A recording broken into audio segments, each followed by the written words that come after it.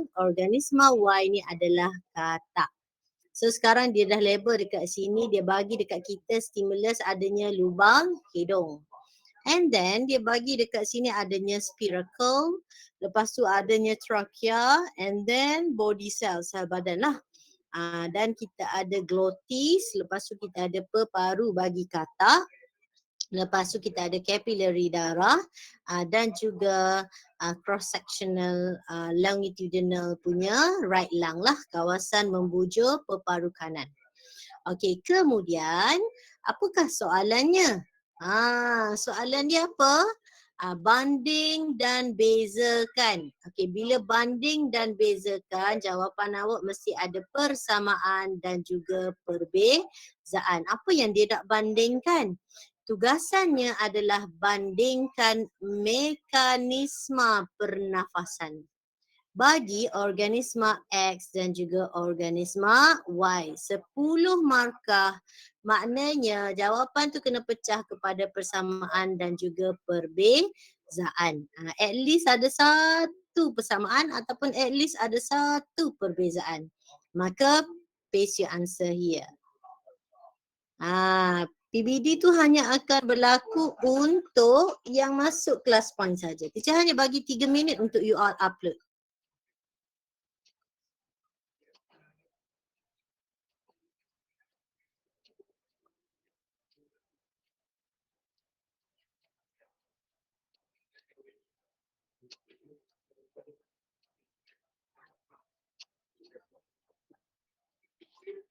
Ketua IR siapa? Apalah sengit-sengit pun dicokeh je. Nur Az tu siapa? Siapa Nur Az? Azmina? Ya, teacher. Okay, good. Tak apa, tulis je nama you all, senang teacher nak buat PBD. Okay, good. Marha lagi. Mana lagi? Okay, Idina, Oyeng. Hihihihi. Siapa hihihi ni? Nak kena pinyak ni. Okay lagi, baru ada 5. 2 minit lagi.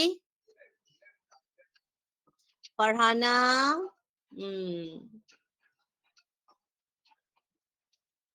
Okay, cukup. Okay, 8. Farzana, Haikal.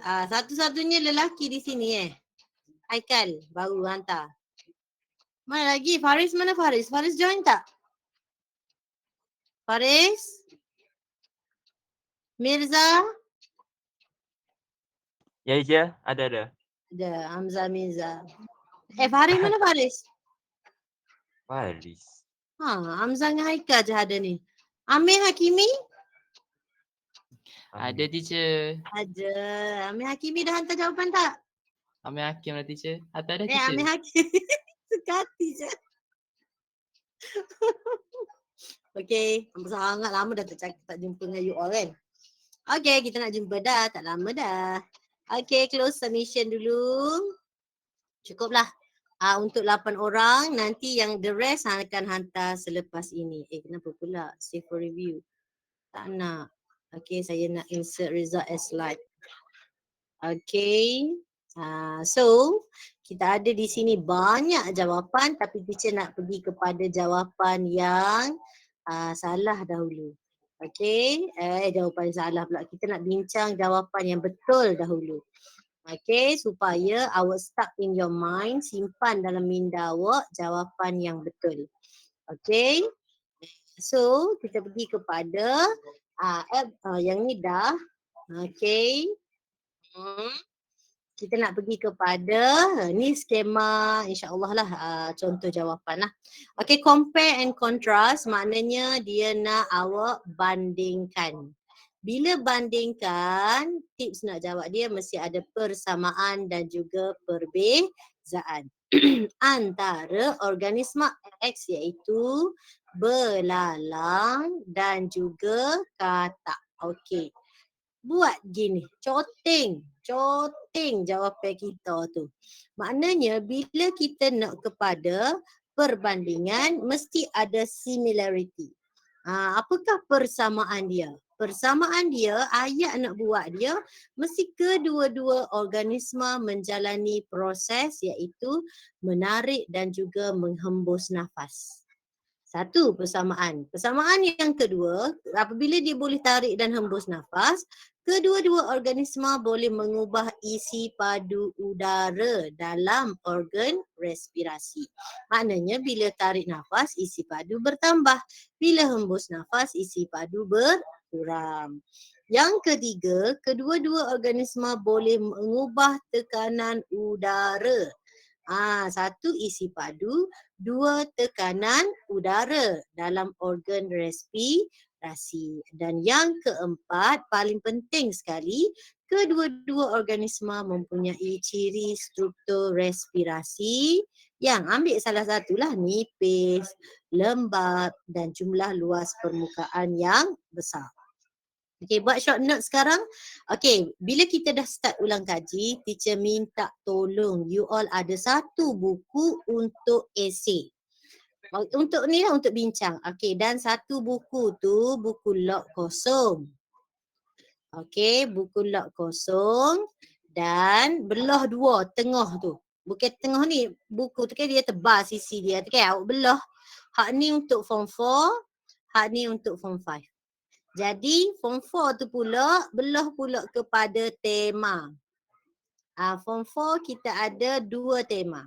Maknanya bab 1 hingga 7 satu tema. Lepas tu bab 8 hingga 15 satu tema. Form 5 kita ada 3 tema. Belah kepada 3 pula. Deh.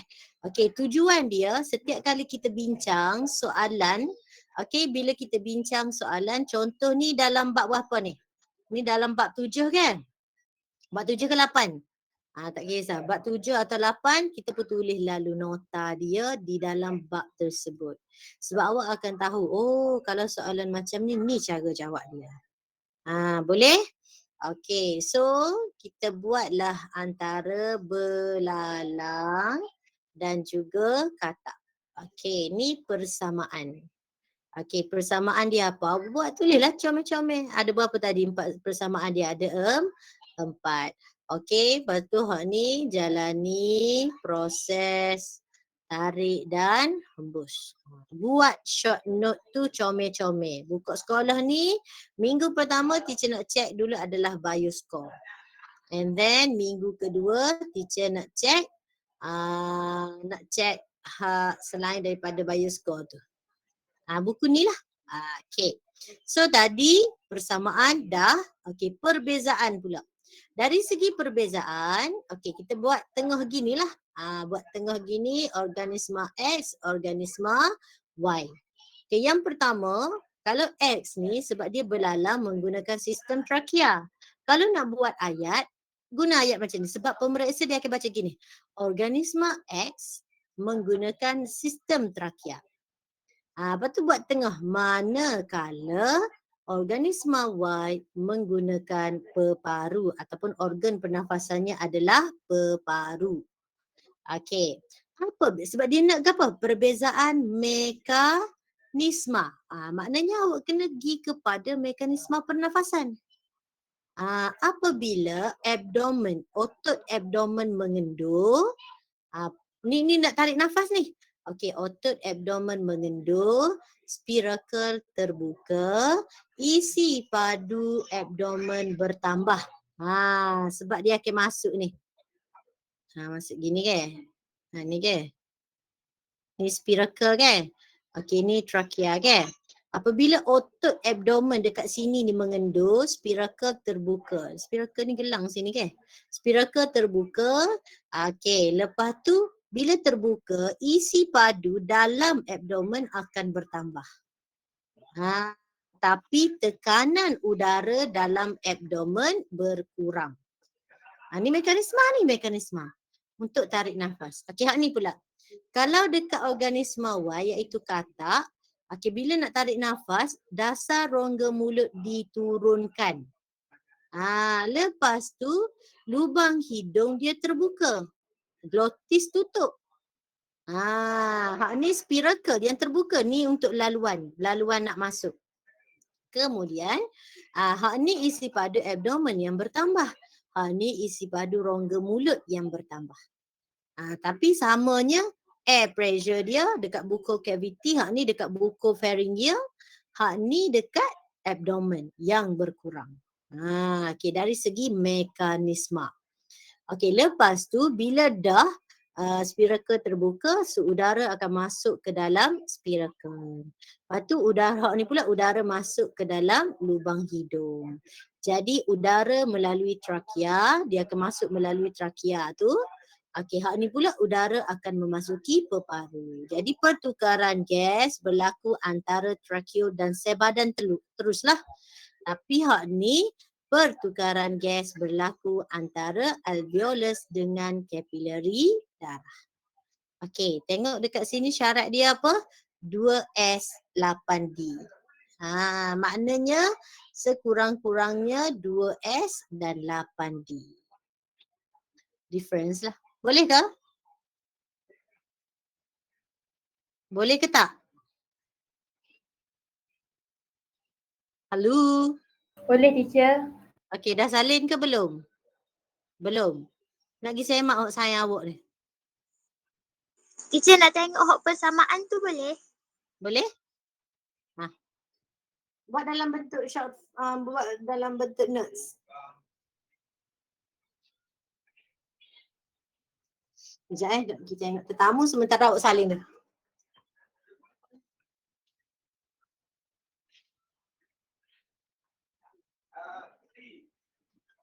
Ya. Nanti dulu. Ya.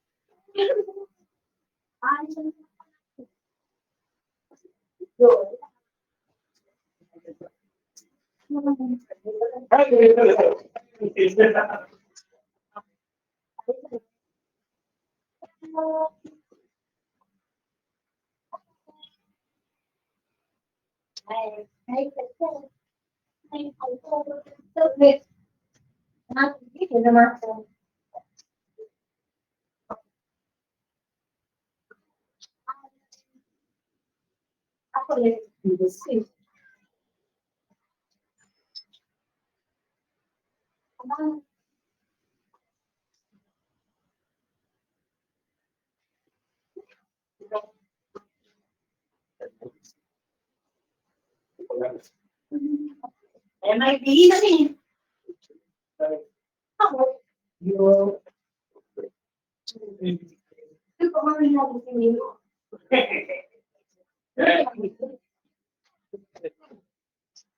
Boleh kena jalan tadi. Kena lah. Okey dah ke? Dah teacher. Sorry dah, tetamu. Tetamu jauh datang. Okey, ni sana? Dah siap? Belum. Okey. Amirul Ilham. Afnan ada Afnan?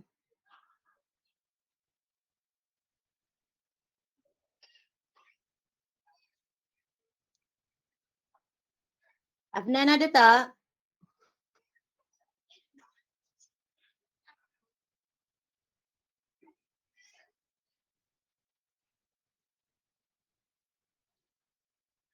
Afnan ada?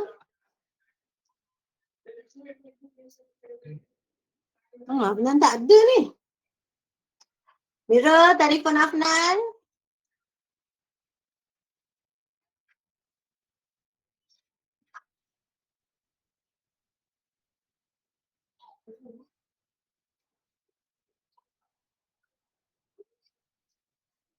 Mira. Ya. Call. Afnan ada tak? Call Afnan. Telefon dah tak akak ni. Tak kak. Hang lagi ke?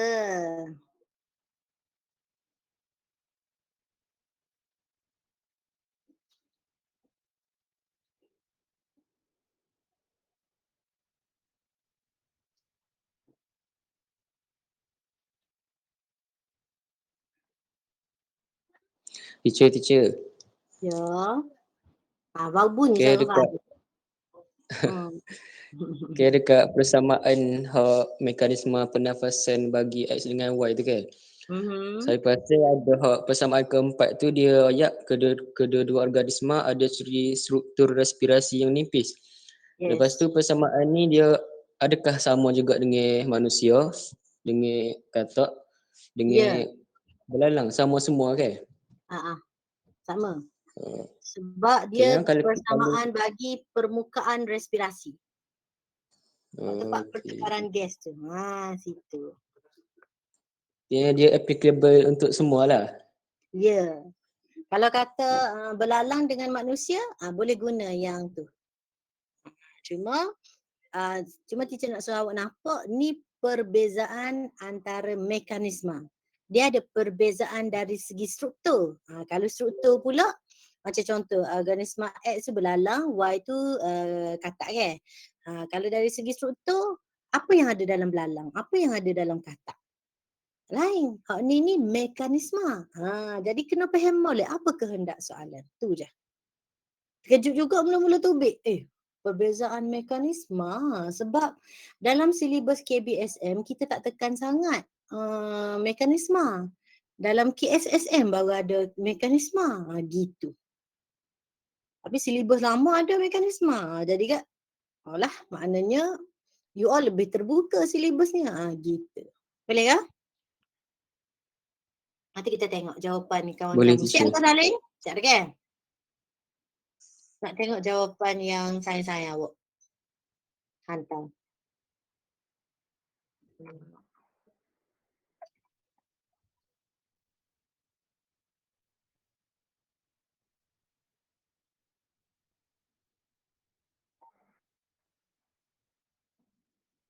Okey, kita tengok. Kita tengok jawapan kan. Okey. Ni apa? Okey. Organisma X dan juga organisma Y. Okey, kedua-dua menjalankan proses tarik nafas. Okey, mempunyai permukaan yang lembap dan dinding yang nipis. Repeat. Mekanisme kena menyebabkan perubahan isi padu dan tekanan. Okey, perubahan isi padu dan tekanan. Okey, 2. Ni dalam buku bioskop ada, okey? Sebab kami masukkan hak ni dalam bioskop pun ada. Okey, perbezaan sistem trakea sebagai sistem pernafasan menggunakan peparu. Okey, yang ni tak kena dah. Okey, sistem trakea dia menggunakan organ trakea. Okey, sebagai sistem pernafasan. Hak ni pula dia gunakan organ pernafasan bagi organisma. Y adalah peparu. Okey. Liang pernafasan adalah spiracle, liang pernafasan adalah lubang hidung. Okey, struktur yang membantu pernafasan adalah thorax dan abdomen. Okey, this one cerita pasal struktur. Struktur tak terlibat lah sebab dia nak perbezaan ke apa? Perbezaan ke apa? Mekanisme. Ke ada dalam skema ni hak ni? Ada tak dalam skema ni? Yang ni pun umum. Mekanisme pernafasan melibatkan pengecutan dan pengenduran abdomen. Mekanisme dibantu pergerakan, okey. Pantas dasar rongga mulut, okey tak boleh. Saya tak bagilah. Jadi maksudnya sini dia ada 4 campur 1. Okey, 5. Okey. Mana persamaan? Kedua-dua mekanisme pernafasan melibatkan perubahan isi padu dan tekanan. Okey, 2. Mempunyai satu sistem pernafasan dikenali sebagai sistem trakea. Dia sistem pernafasan trakea ke? Bukan organ ke? Ke dalam buku bioskop tulis gitu? Dalam buku teks gitu je. Dalam buku teks? Kau tak faham? Sekejap nak tengok. Apa pula sistem trakea? Trakea tu satu sistem ke? Bukan dia organ ke? Kan? Tengok skema SPM tadi? Ayuh, lah buku go ni kat. Sekejap. Sekejap teacher nak tengok. Yang skema tadi ke? Okey.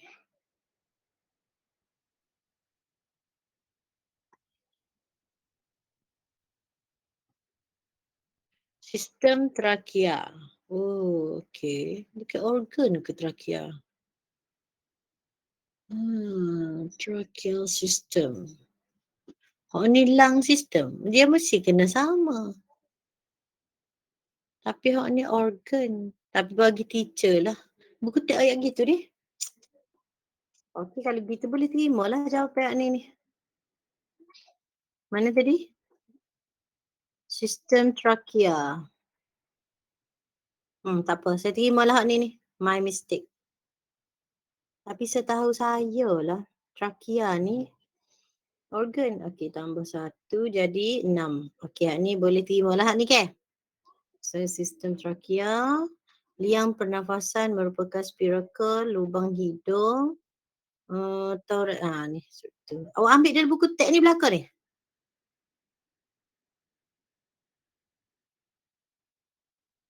Amir Hakim, jawapan awak nak ambil mana? Saya ambil buku teks je.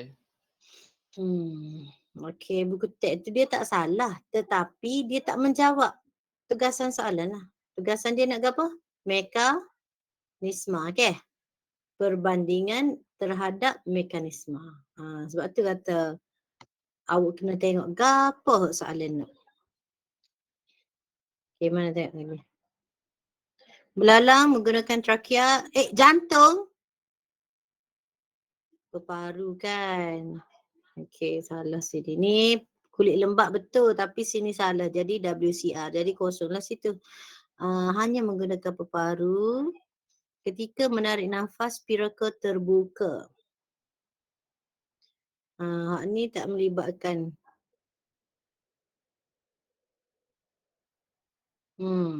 Ni mana beza dia ni?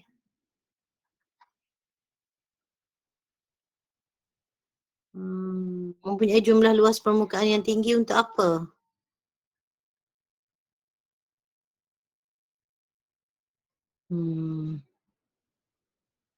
Mendengar sujud alakah keseluruh badan. Nah, ni susah nak raih ni. Okey, Hanis. Hanis patut kena jawab gini Hanis. Okey, katakanlah deh, paling mudah lah hak ni Okey, kalau untuk perbezaan antara X dan juga Y deh. Awak pun ceritalah. X mempunyai organ trakea sebagai organ pernafasan. Manakala Y menggunakan peparu sebagai organ pernafasan. Titik. Okey. Satu perenggan. Perenggan yang kedua, bagi organisma X, okey, pergerakan udara nak masuk ke mana? Apabila abdomen mengendur, spirakel terbuka, udara memasuki spirakel melalui gitulah. Boleh ke? Boleh ke? Anak-anak, boleh ke tak? Boleh teacher. Boleh Dah. teacher. Saya tengok jawapan hak ni pening dah. Hanis mana Hanis? Hanis? Hanis kena baiki teknik menjawab lah. Okey, ada orang nak masuk saat ni saya tak perasan. Okey, so kita pergi kepada soalan yang seterusnya. Which one? Soalan nombor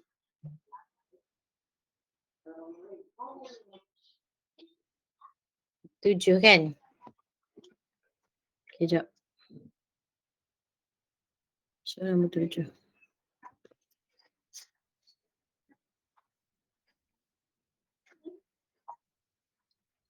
No, Kak Ayah main telesi ni kau mana ni?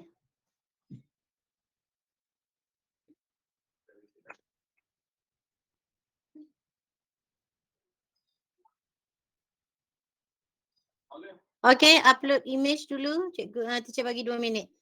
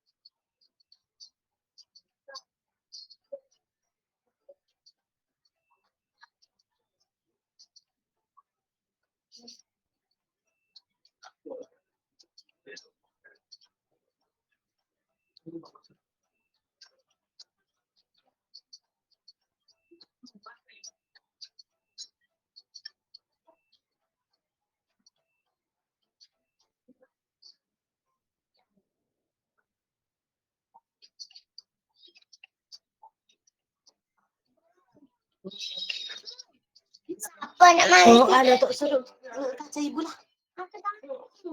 Tadi lah kawan lagi tadi. Dia nak main di sini lah. Tu aja. Tak boleh, kita nak balik kampung. No.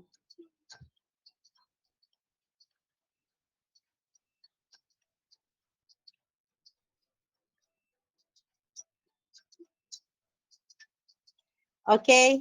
Alamak. Ada 4 saat lagi. Cepat.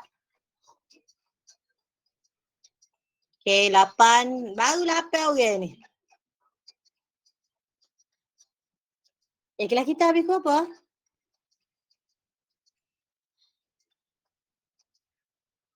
Sebab saya kalau pukul 12.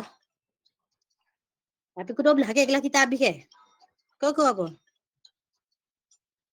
11.40 teacher. Okay. Tak apa. Saya habiskan awal. Okay.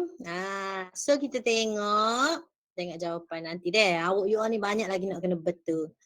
Teacher sebenarnya kalau boleh nak betul belakang. Sebab baru awak tahu kesilapan awak di mana lah.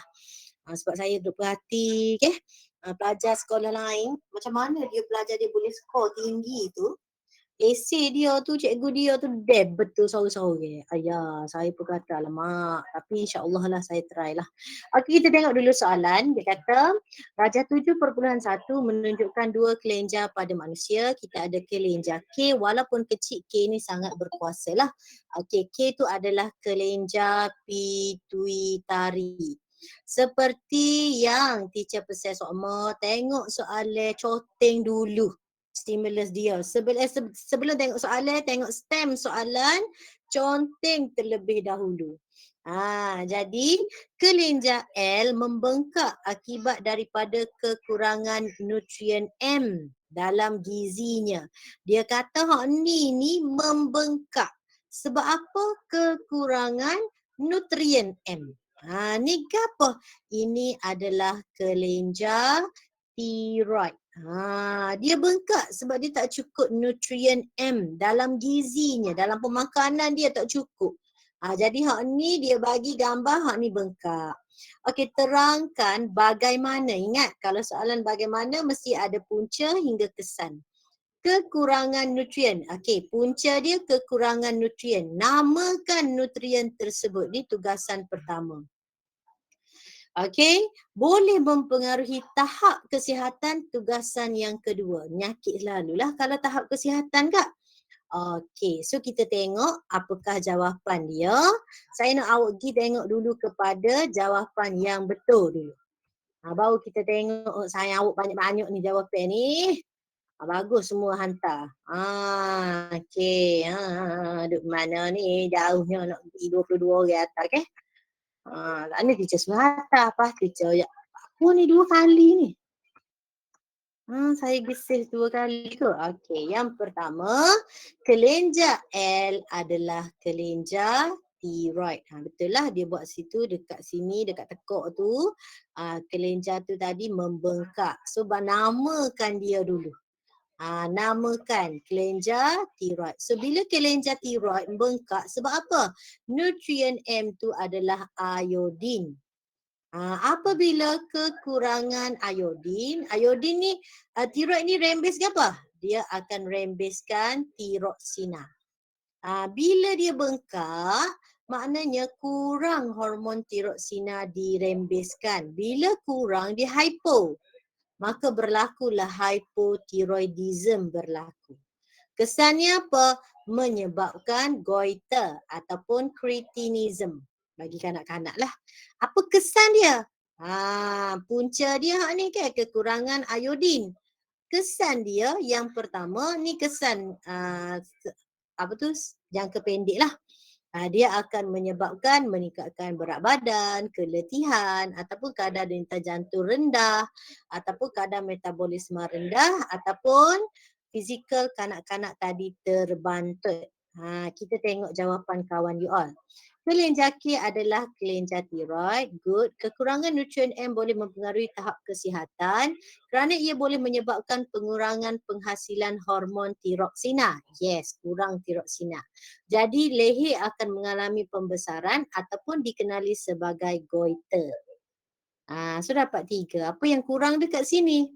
Tak namakan nutrien M sebab tak tahu ke. Tapi nasib baiklah tak ada sebut nutrien, boleh lagi markah. Okey, apa kesan terhadap kesihatan? 1 goiter. Apa lagi kesan-kesan yang lain? Kesan-kesan yang lain yang tadi kita bincang, meningkatkan berat badan, keletihan, denyutan jantung berkurang. Tidak boleh menghasilkan hormon tiroid. Mana ada hormon tiroid? Kelenjar saja kelenjar tiroid. Hormon tak ada hormon tiroid. Okey, ini menyebabkan kelenjar L membengkak soalan dan pembesaran tiroid berlaku. Kelenjar tiroid merangsang hormon tiroid untuk mengawal metabolisme badan.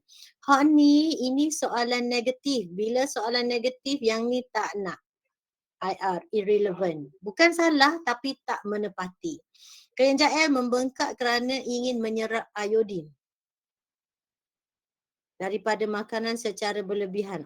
Okey, tak ada. Dah.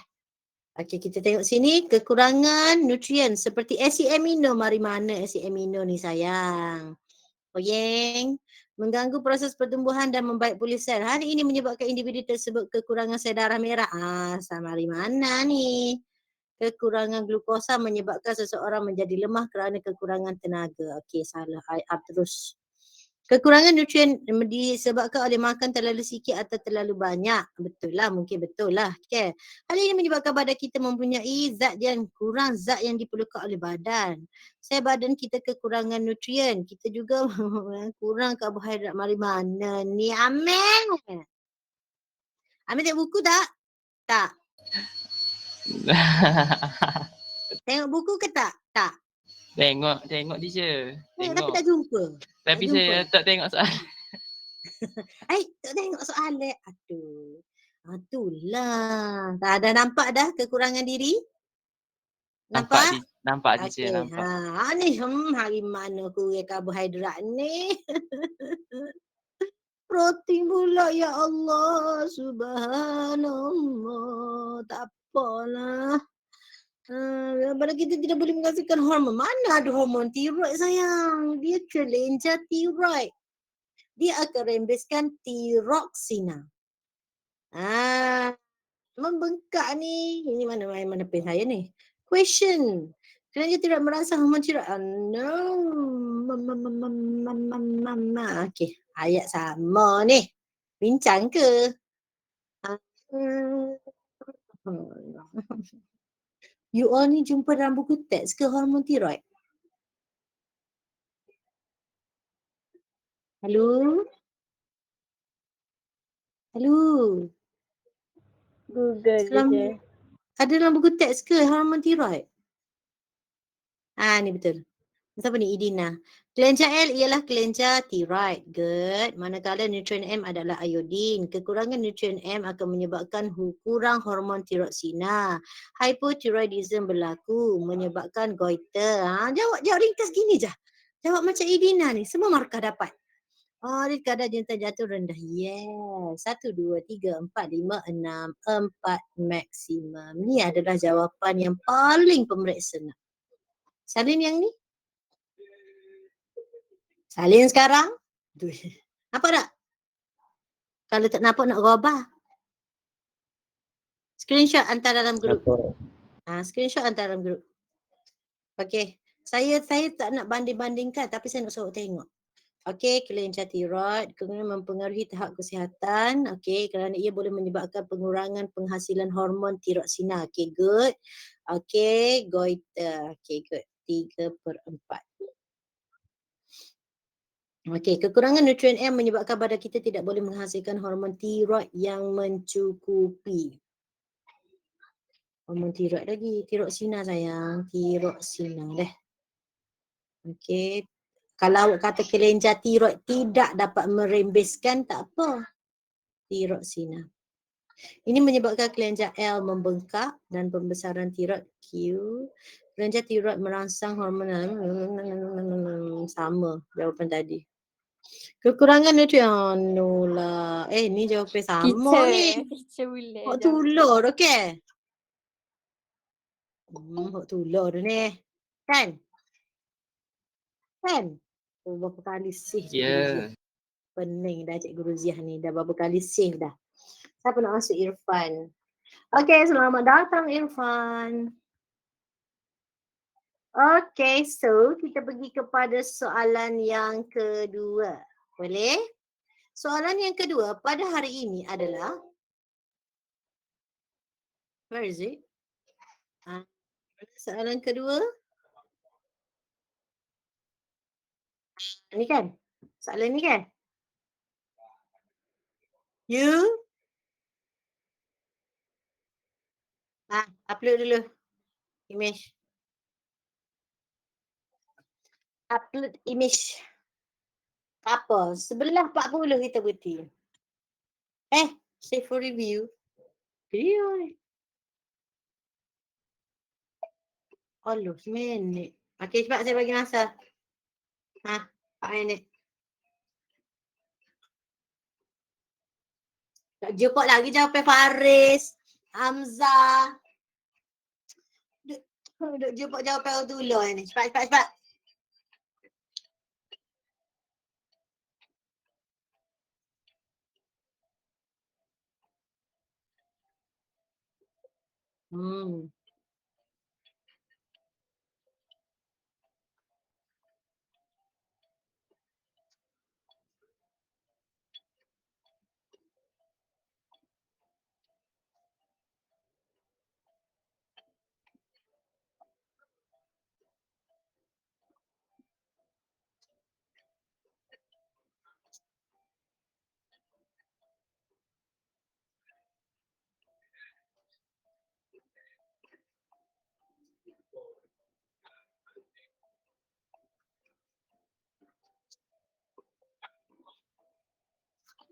Okey lagi.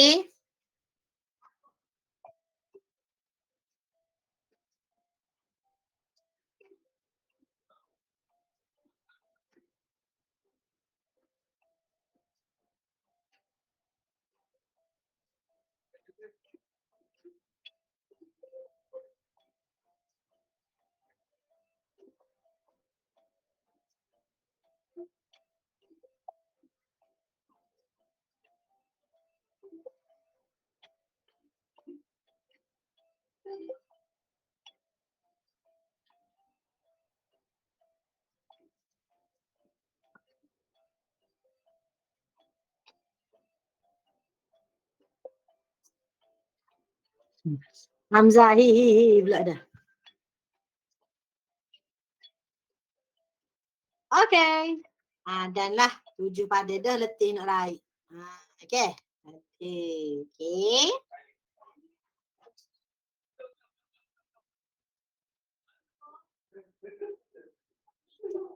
Okey, kita tengok soalan. Apa ni? Okey, dia kata proses pengawal aturan melibatkan kelenjar K. Kelenjar K. Tadi kelenjar K ke apa? Kelenjar pituitari tadi. Satu eksperimen telah dijalankan untuk mengkaji hubungan antara isi padu air yang diminum dengan isi padu urin yang dihasilkan. Okey, Rajah 7.2 menunjukkan dua individu Y dan Z. Okey, Y dan Z yang telah meminum air yang berbeza isi padu dan menghasilkan isi padu urin yang berbeza. Individu Y minum air banyak. Hasilkan air kecil lebih banyak. Banyaklah daripada Z. Okey, Z minum air sikit. Air kecil pun sikit. Kita nampak dah situ. Okey, apa soalannya? Soalannya adalah, mana soalan? Okey, terangkan peranan kelenjar K dalam Rajah 7.1 iaitu kelenjar pituitari untuk mengawal atur kandungan air. Bila mengawal atur, apa dia? Dia mesti homeostasis bagi individu Y dan juga individu Z. Okey, kita refresh balik ilmu. Macam mana? Okey, bagi ada kelenjar pituitari. Okey, ni adalah kelenjar pituitari. Kelenjar pituitari ni dia akan rembeskan hormon ADH. Apa kelenjar pituitari buat? Kelenjar pituitari ni dia akan rembeskan ADH. Bila kelenjar pituitari rembeskan ADH, ADH ni dia akan pergi ke mana? Ke TBD, iaitu tubul berlingkar distal. Apa yang berlaku dekat tubuh belingkar distal ni, bila adanya ADH, bila banyak ADH, sekarang bila ada ADH, hormon ADH, banyak hormon ADH, maka dia akan menyebabkan tubuh belingkar distal lebih telak terhadap air. Maka lebih banyak air diserap semula. Ke mana? Ke dalam kapilari darah. Ke dalam kapilari darah. Lebih banyak air diserap semula ke dalam kapilari darah. Bila dia akan serap semula ni? Bila pula akan dirembeskan ADH? Apabila tekanan osmosis darah tinggi. Apabila seseorang itu, bila pula tekanan osmosis darah tinggi? Apabila seseorang individu tu kurang minum air. Bila dia kurang minum air, tekanan osmosis darah akan tinggi. Dia menyebabkan rembesan ADH jadi banyak. Ke mana perginya ADH? Ke tubuh belingkar distal. Bila banyak ADH, tubuh belingkar distal lebih telak terhadap air. Maka lebih banyak air diserap semula ke dalam kapilari darah. Jadi bagi soalan ini, individu mana? Y ke Z? Mana pula pen saya? Where is the pen? Terlekat pula dah. Kat mana? Y ke Z? Kita nak guna ni. Y ke Z? Hello, di mana belakang? Y ke Z?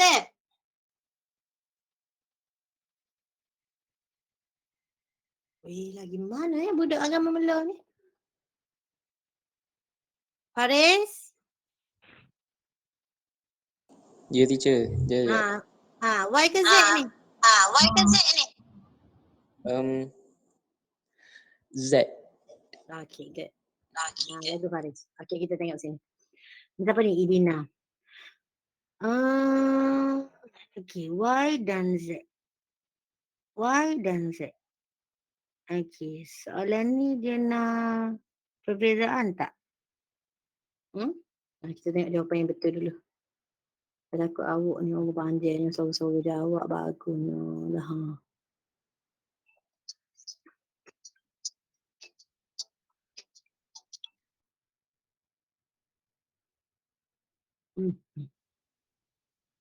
Dia tak petis lah ni.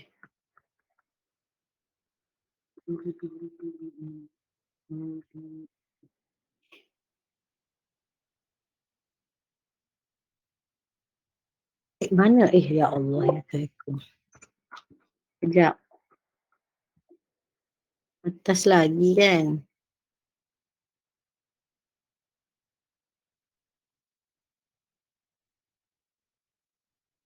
Okay. Soalan ni bukan perbezaan deh. Awak jawab suku-suku tak apa. Sebab dia bukan nak perbezaan pun.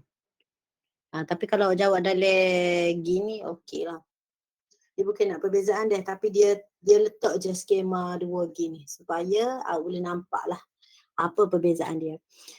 Okey, bagi individu Z tadi, dia isi padu air yang diminum sedikit. Daripada mana ni? Daripada graf. Kita nampak. So, tafsir graf. Jadi menghasilkan isi padu urin yang sedikit. Lepas tu bila kita tafsir graf, kita tahulah apa kita kata bila minum air sikit, isi padu urin tu sikit. Sebab apa? Tekanan osmosis darah dia, osmotik darah tu meningkat. Siapa yang kesan? Dikesan oleh osmoreseptor. Sebab osmotik, osmoreseptor. Jadi bila dikesan oleh osmoreseptor, apa yang berlaku? Kelenjar pituitari akan dirangsang. Dirangsang untuk apa? Untuk merembeskan lebih banyak ADH. Dia akan rembeskan lebih banyak ADH. Okey. Hak ni pula. Individu Y isi padu air diminum banyak. Jadi isi padu air kencing yang dihasilkan pun banyak. Okey, tafsir graf juga ni. Samalah. Jadi tapi tekanan osmosis darah dia rendah. Dikesan oleh siapa? Osmoreseptor. Osmoreseptor lah. Tapi di sini individu Y dia takkan. Kelenjar pituitari dia tidak akan dirangsang. Maka kurang rempesan ADH. Jadi untuk Y pula, bila kurang ADH, jadi kuranglah ADH diangkut oleh darah ke ginjal ataupun tubuh renal ataupun TBD, tubuh belingkar distal. Jadi menyebabkan ketelapan dinding tubuh belingkar distal tu berkurang terhadap air. Terhadap air. Jadi kurang air diserap semula. Jadi tekanan osmosis darah akan meningkat dan kembali kepada normal. Kalaulah dia ni serak juga air, jadi gelembung lah tuai dia ni sebab air banyak. Hak ni pula lebih ADH diangkut oleh darah ke tubuh ginjal lah. Jadi ketelapan dinding tubuh belingkar mana ni? Ya Allah ya Tuhanku. Okey, jap. Saya punya pen ni tak lekat lah kiri ni. Okey. Lebih ADH diangkut oleh darah. Okey, jadi hak ni ketelapan dinding tubuh belingkar distal tu meningkat, lebih air diserap semula. Jadi tekanan osmosis darah menurun dan kembali ke aras normal. Okey, tengok deh. Ni notes pemarkahan bagi pemeriksa lah. Jika X bagi tahu Y, jika tidak bagi tahu Y dan Z atau Z, perenggan satu tu anggaplah sebagai Y. Jika satu perenggan, anggap sahaja Y. Kedok ni, hak ni ni. Ni dalam teknik menjawab awak lah. Tapi both answer without parameter. Dia bagi satu markah je. Tak ada parameter tinggi rendah. Faham ke? Awak tak faham lah ni. Tapi saya nak ayat ke awak, pemarkahan dia lagu tu. Wah, tu dik pulak dah. Ayolah, nak bagi atas dah ni. Ni saya nak raih hak awak ni. Okey, bagi individu Y, isi padu air yang diminum adalah banyak, menghasilkan isi padu urin yang banyak. Okey, good. Tekanan osmosis darah menurun. Okey.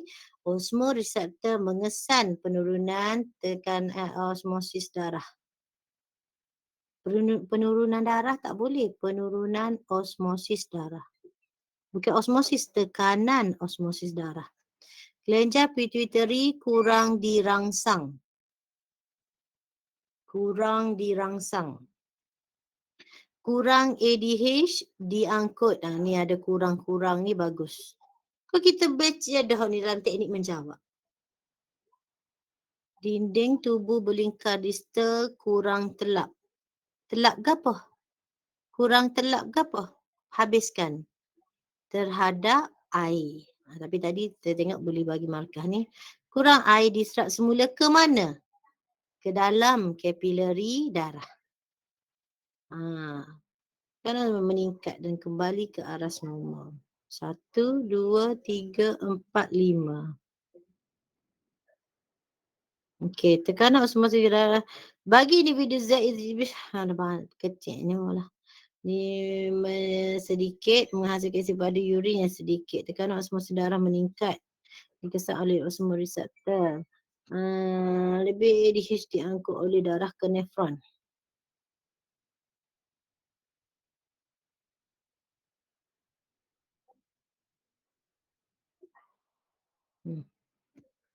Okey, ni siapa? Ni siapa dia kak? Individual. Saya teacher. Apa saya? Tak nampak. Ilham. Ilham. Okey, individual minum air kuantiti yang banyak. Oleh itu tekan ni tak habis lagi ni. Minum air dalam kuantiti yang banyak. Tekanan osmosis darah menurun ke bawah julat normal. Osmoreseptor kurang dirangsang. Bukan osmoreseptor yang kurang dirangsang. Osmoreseptor dia ni dia yang mengesan. Tapi yang kurang dirangsang adalah kelenjar pituitari. Okay, reseptor okay, dia gini deh. Hak ni betul. Menyebabkan kelenjar pituitari kurang dirangsang. Betul. ADH kurang dirembeskan. Dia kurang telak terhadap air. Good. Kurang air diserap semula. Okey, akhirnya air kecil lebih cair dan banyak. Okey, lebih banyak cair dan banyak hak ni tadi sambung sini. Baru boleh makan. Okey deh. Siapa tak faham? Lagu mana nak cerita hak ni? Akak tanya?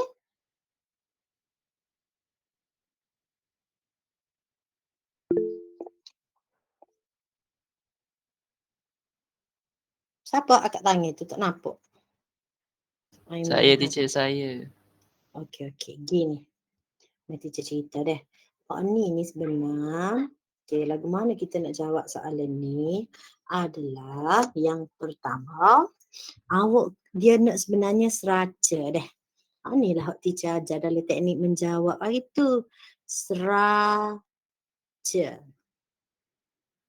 Tapi hak ni tak adalah directly kepada seraca. Gapo seraca ni? Hak ni adalah stimulus. Stimulus tu rangsangan. Gapo rangsangan dia? Maaflah tak ada pembaris. Okey, hak ni reseptor. Reseptor ni fungsi dia mengesan stimulus. Kena tahu. Dia ni mengesan stimulus. Okey, A ni adalah neuron afferent. Neuron afferent. Tapi dalam silibus awak bukan neuron afferent. Dia adalah neuron deria. Sebab apa? Neuron deria ni fungsi dia sebab neuron deria kita belajar ni adalah reseptor. Reseptor dia ada ujung. Lepas tu dia mari gini. Lepas tu ni ada badan sel. Lepas tu dia pun gini. Okay, kita belajar dalam bab 12 ni. Okay. Ni adalah bongosinaps. Dekat sini adanya bongosinaps. Sini sinaps lah. Dia akan synapse dengan neuron yang lain. Ni badan sel. Ni neuron deria. Bila neuron deria, ni adalah neuron deria. Okay. Bila neuron deria, hujung ni dia adalah reseptor. Reseptor ni kesan stimulus. Apa dia stimulus? Rangsangan.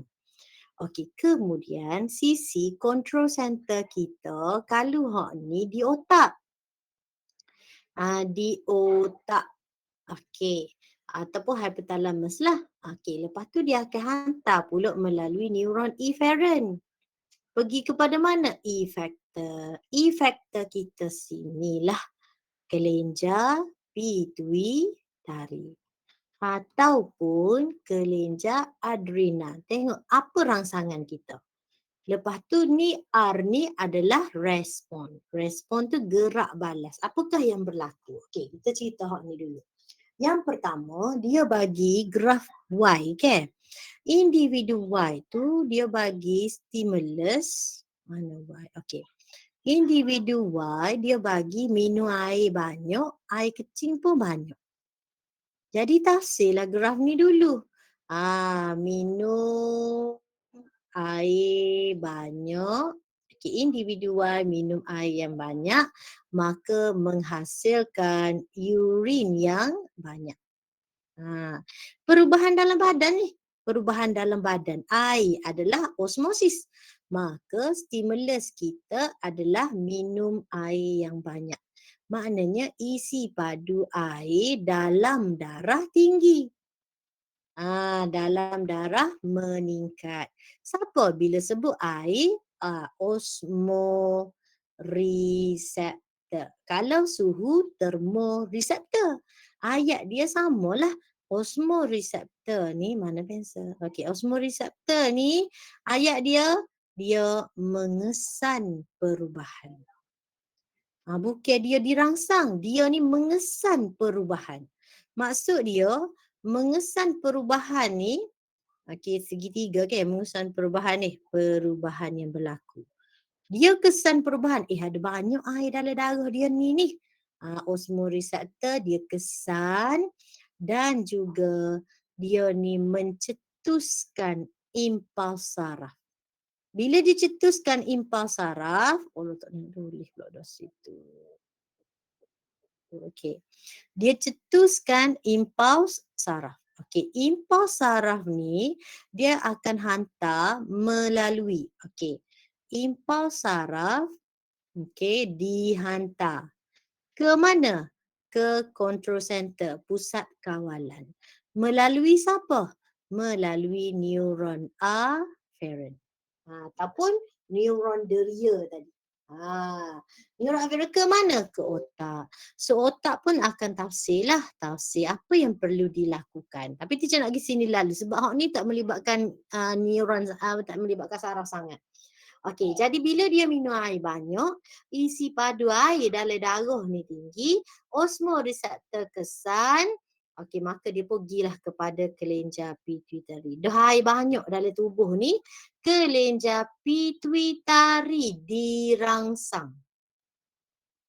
Sebarang kelenjar yang merembeskan hormon, hak tu kita panggil dia dirangsang. Untuk apa? Untuk merembeskan. Merembeskan ke apa? Lebih banyak ADH. Sebab apa kena rembes lebih banyak ADH? Sebab ADH ni awak ingat H2O. Ke mana? Rembeskan lebih banyak ADH kepada tubuh belingkar distal ataupun ke ginjal. Dia pun hantar lagi ke buah pinggang kita. Jadi apa yang ADH buat? ADH ni tadi, ADH dia akan merangsang tubuh belingkar distal supaya dia jadi lebih telak. Lebih telak terhadap air. Lebih telak terhadap air ni ibaratnya liar tu dia buka tu untuk nak serap air. ADH merangsang tubuh belingkar distal ni lebih telak terhadap air. Bila dia telak terhadap air, apa yang berlaku adalah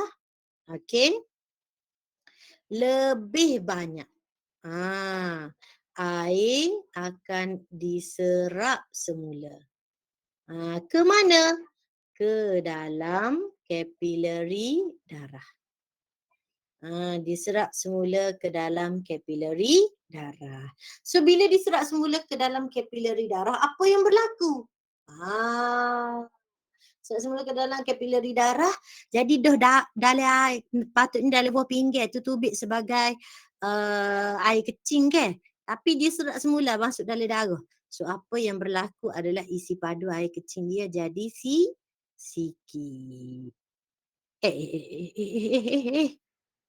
Sorry awak. Allah, galiknya cerita. Kau ni individu Y kan? Teacher. Kurang telak. Oh, saya.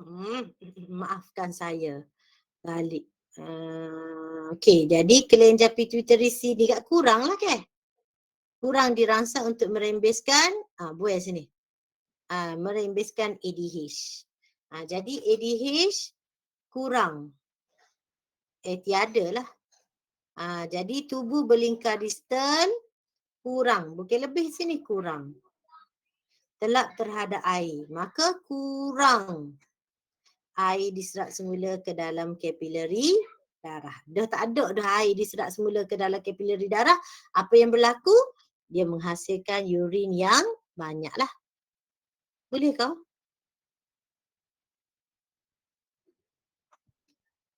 Boleh tak ni? Halo? Boleh teacher. Lebih air yang diperlukan menyebabkan tekanan osmosis darah menurun dari jurat normal. Osmoreseptor dalam hipotalamus kurang dirangsang. Jadi ADH dirembes dari kelenjar. Apa ADH rembes juga ni?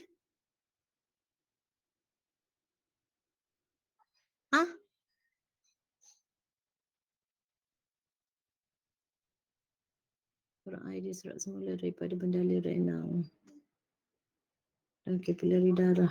Okey, ni tadi sama. Minum air dah di sini. Okey, minum isi padu air. Meminum isi padu air yang sedikit. Minum air sikit je lah. Deh. Kelenjar K dirangsang untuk merimbiskan. Tengok sini. Kelenjar K dirangsang untuk merimbiskan ADH ke dalam aliran darah. Oh geng. Nampak dah ni? Gapo tak Apa ada je? sini? Gapo tak ada? Parameter. Tak ada parameter ni ke? Kan? Sesungguhnya hormon ADH menambahkan ketelapan. Okey, sini boleh. Okey, lebih banyak air diserap semula ke dalam aliran, ke dalam kapilari darah. Air kencing sedikit dan pekat dihasilkan tadi. Okey. Tak ada. Dah nak write belakang ni. Tulis saya comel-comel belakang ni.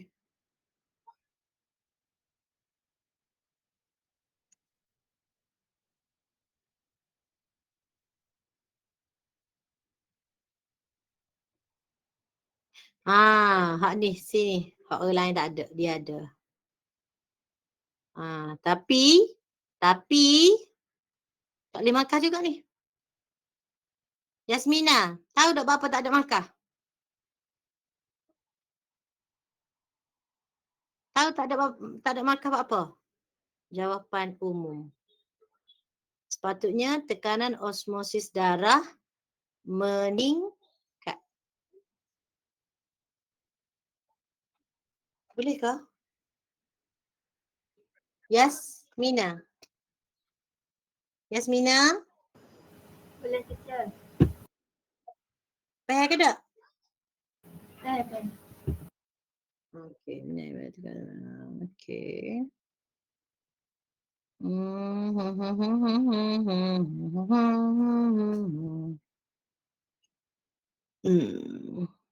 Okey, ni tak sekali ni.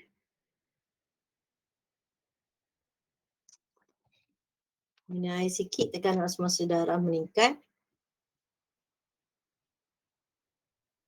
Kelenjar K dirangsang. Osmoreseptor dirangsang. Kelenjar K dirangsang. Teacher, Ya. osmoreseptor di dalam hipotalamus dirangsang tu ada dalam buku teks teacher. Allah, peliknya. Buku teks baru ke? Buku teks SSM ni ke? Penatlah. Itulah ya Allah. Tu ya kami ni ke, panel ni ke, berdasarkan pengalaman ke. Betul lah. Osmoreseptor mengesan rangsangan. Betul lah kalau kata dia dirangsang ke. Kok saya ni hak mistik ni. Aduh, saya pun jadi pening dah. Sekejap. Buku bioskop tulis ke apa? Jumpa tak? Tak ada dalam bioskop. Hak ni. Sekejap. Lihat skema.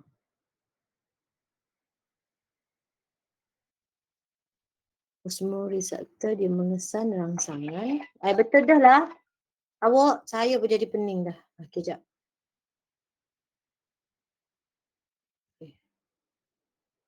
Dikesan oleh osmoreseptor.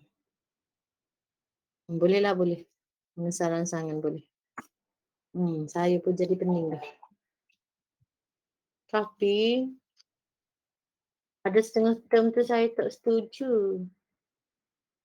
Tak apa. Tapi kok mana-mana kalau bahas dengan buku teks akan benar. Jadi kita akan follow buku teks juga. Hamzah, Z minum air sikit, maka kelenjar K dirangsang untuk merembeskan ADH ke dalam aliran darah. Hamzah tahu tak apa Hamzah tinggal sini?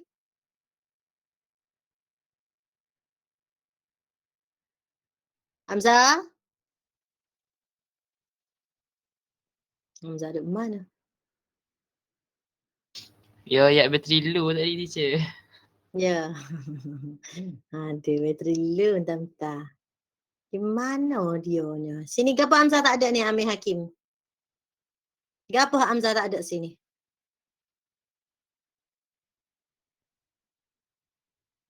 Siapa boleh ayat? Gapo Hamzah tak ada? Ni dalam ayat ni. Kenapa Hamzah tak ada? Parameter. Yes. Untuk merembeskan lebih banyak ADH. Okay, boleh? Parameter penting sangat. Okay, Hak Nisa lagi.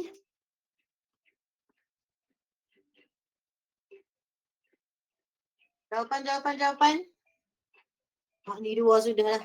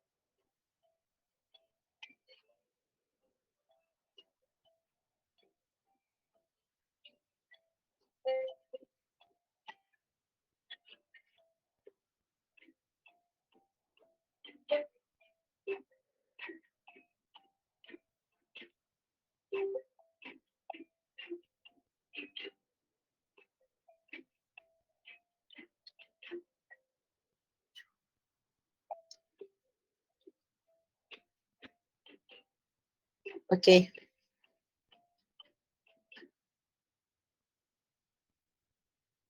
Stop Miftah.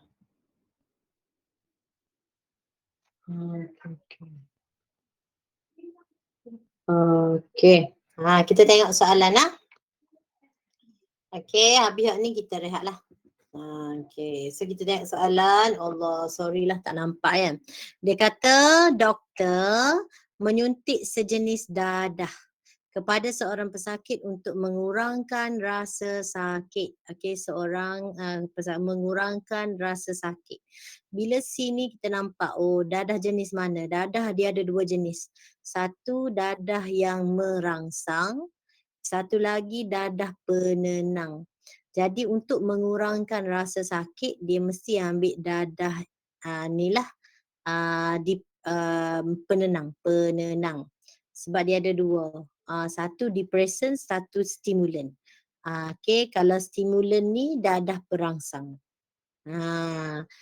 Satu lagi dadah yang penenang adalah depressant.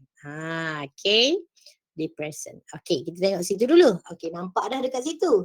Lepas tu dia pun bagilah rajah. Rajah ni, setiap rajah ni awak sangat membantu memberi markah. Okay, kita tengok gambar rajah yang pertama. Kita tengok presynaptic neuron, okay, ataupun neuron prasinap. Sini adalah celah sinap.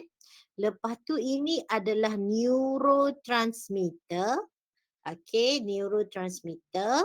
Kalau kita tengok hak ni pula gambar rajah dia, dadah tu menghalang pembebasan neurotransmitter daripada vesicle synapse. Hak ni gambar hak ni, sorry saya nak ni. Okey, gambar hak ni dadah ni dia ni menghalang pembebasan neurotransmitter daripada vesicle synapse. Jadi menunjukkan neurotransmitter tak tobek. Tetapi ada pula gambar hak ni ni gambar hak ni dia bergabung dah. Tapi tak sampai pun ke sini. Ni postsynapse. Postsynapse ni synapse yang penerima lah. Dendrit penerima. Okey. Jadi kita tengok apa soalan dia. Dia kata menggunakan maklumat dalam rajah 3. Tengok kalau soalan itu kata dalam rajah 3, duduk dalam rajah ni je. Bagaimana suntikan dadah ini dapat mengurangkan kesakitan yang dirasai oleh pesakit tersebut? 6 markah. Okey, kita pergi tengok deh jawapan. Sebab dia mesti bergantung kepada rajah tu je. Okey, yang pertama. Tengok jawapan deh. Sebabnya, okey. Suntikan dadah penenang. Saat ni teacher ada dadah yang ada 2, perangsang dan penenang saja. Nak kurangkan rasa sakit, dia suntik dengan dadah penenang. Okey, maka sel deria di kawasan yang sakit akan dirangsang. Betul. Contohnya doktor tu nak belah perut. Doktor belah sahaja perut, sel deria tu dekat kawasan sakit tu dirangsang. Dan impuls saraf dicetuskan. Impuls saraf dicetuskan. Okey, kita belajar tadi seraca. Seraca, okey. Jadi untuk dia suntik ni stimulus ada sebab doktor tu belah. Okey, sakit tu ada. Reseptor pun kesan. Dia pun cetuskan impuls. Hantar ni mari ada. Tapi apabila sampai kepada bongo sinaps sepanjang neuron deria tadi, okey, maka sampai sahaja dekat situ tiada neurotransmitter dibebaskan ke dalam celah sinap. Tiada ataupun kurang.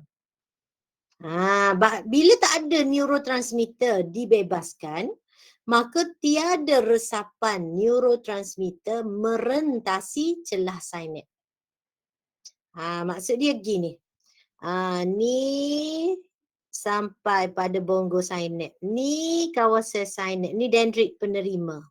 Jadi bila sampai kepada sini impuls elektrik, mula-mula impuls elektrik, biasanya dia akan merangsang vesikel dekat sini untuk merembeskan neurotransmitter.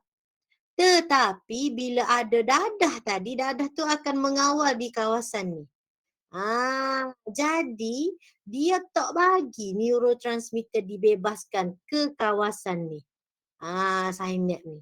Jadi bila dia sekat dah sini, maka tiada resapan neurotransmitter di celah-celah sinap. Sebab apa? Sebab dadah tadi mengikat dengan reseptor pada neuron postsynap. Okey, teacher tunjuk gambar dah. Sekejap. Payah benar ni. Buat gambar duk line ke? Skema duk line. Sekejap.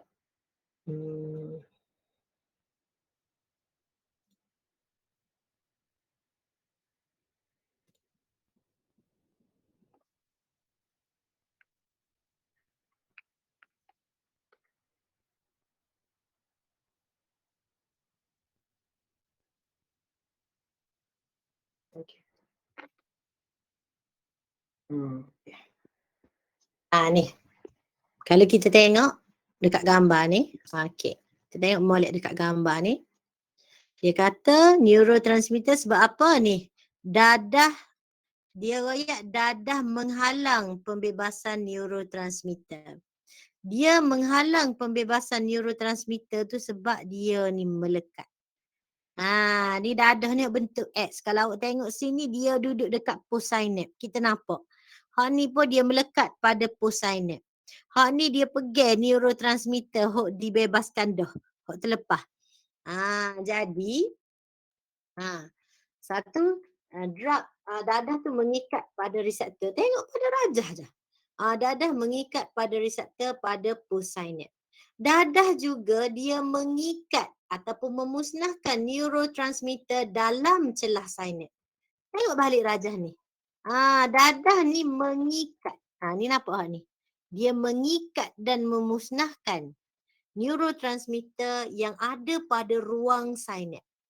Saat ni poin yang pertama dia kata dadah mengikat pada reseptor pada postsynap. Satu. Ni satu. Hak ni yang kedua dia mengikat pada celah sinap. Yang ketiga pula. Maka tiada ataupun kurang neurotransmitter mengikat pada reseptor di dendrit. Tak ada lah. Dah dia sekat dah tak bagi. Jadi neuron dendrit bersebelahan tidak akan dirangsang. Tidak akan dicetuskan. Sebab dia nak hasilkan impuls elektrik yang baru, maka tiada impuls saraf dihantar ke otak. Bila tak sampai ke otak, tiadalah impuls dihantar kepada neuron perantaraan merentasi celah sinap. Ada gerak balas tak? Tak ada lah. Boleh? So kita tengok jawapan. Suntikan dadah penenang. Okey, impuls saraf dicetuskan. Okey, kurang neurotransmitter dibebaskan ke dalam sinap. Kurang resapan neurotransmitter merentasi sinap. Betul. Dadah terikat pada reseptor lalu memusnahkan neurotransmitter. Okey, Rajah ni. Okey, terikat pada reseptor. Okey, betul. Neuron dendrit. Neuron dendrit bersebelahan kurang tercetus. Yes. Kurang saraf dihantar ke otak. Okey, good. Okey, penggunaan dadah digunakan untuk melambatkan pengeluaran kerana dadah meniru. Tak. Dia tak tiru. Bergabung dengan tapak reseptor. Hal ini akan menghalang isyarat kesakitan daripada okey. Okey, beres. Boleh ke? Okey, teacher nak tanya awak setakat ni lah deh. Bila you all tengok soalan-soalan SPM ni, rasa boleh jawab ke tak boleh? Rasa boleh jawab ke tak boleh? Kalau awak rasa tak boleh jawab, maknanya awak dah awak kurang latihan. Jadi bila kurang latihan macam tu, awak kena muhasabah diri. Kan? Okey, lah ni teacher nak tahu, apa awak nak teacher boleh bantu awak? Maksud dia bila awak jawab soalan esei, okey, lagu mana? Teacher, kalau teacher bincang gini, teacher faham. Okey, saya nampak gini. Saya nak feedback daripada awak. Dah, boleh ke? Jangan duk teriuk sore. Teacher ada untuk bantu awak. Okey, teacher nak tanya Idina. Idina, macam mana Idina boleh jawab dengan begitu baik? Kalau baca dulu lepas tu nanti boleh jawab. Kalau tak baca tak jawab. Betul. Okey, teacher ada tak salah nak tengok buku tapi baca dulu lepas tu tutup. Dan baca pula cara Idina baca. Adakah baca seperti novel atau baca ayat tu biar faham sesuai. One by one. Macam mana dah? Saya baca lepas tu saya tengok rajah kalau ada rajah. Lepas tu saya tutup buku tu lepas tu saya salin balik ke apa saya ingat. Lepas tu saya tak ingat tu saya rujuk balik. Ya. Sebab awak kena guna rajah. Sebab tu kalau awak tengok teacher bincang kan, teacher tekan ke rajah tu dulu. Sebab rajah tu je nak bagi markah ke awak. Boleh ke yang lain?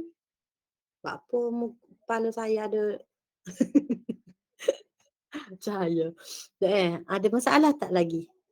Kenapa teacher boleh bantu awak? Kita nak pergi sekolah dah ni awak. Nak pergi sekolah tak ada dah ni ikut-ikut dalam talian ni. Satu teacher tak boleh nak pergi dekat awak untuk betul jawapan awak. Sebab takut berulang kisah PKP memang marah.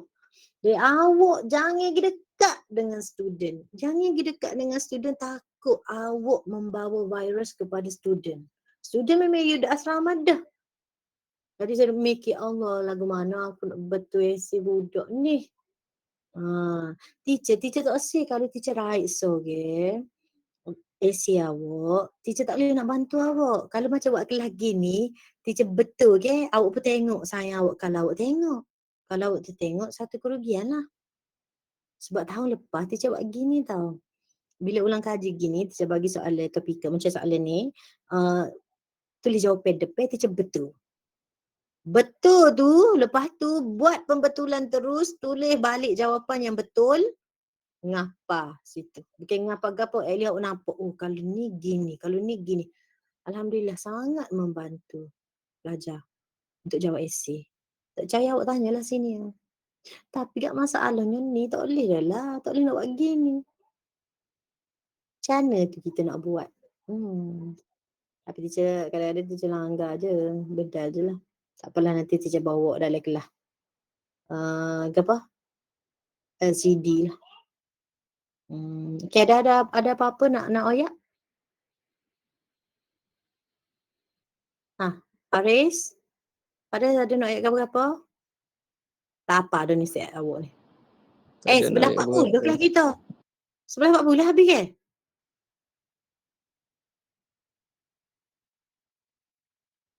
Amir, kelas kita habis sebelah 40 ke? Ya teacher sebelah 40. You dah makan ke? Belum? Saya dah lagi. Okay, gini. You all pergi makan dulu. 11. Tak apa. Lepas ni kita sambung setengah jam je. Sebelah berapa? Untuk setengah jam. 40 tolak 30. 11.10 kita masuk balik. You all ada 20 minit untuk makan. Cukup tak? Cukup? Cukup je. Okey, Alhamdulillah. Pergi makan dulu. Cuma Kita 5 masuk minit balik. je. Ha? Tambah 5 minit lagi. 11 suku.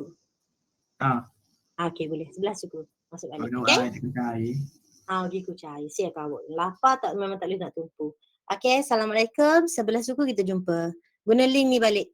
Tubik dulu. Nanti habis kredit dia. Okey, bye. Assalamualaikum.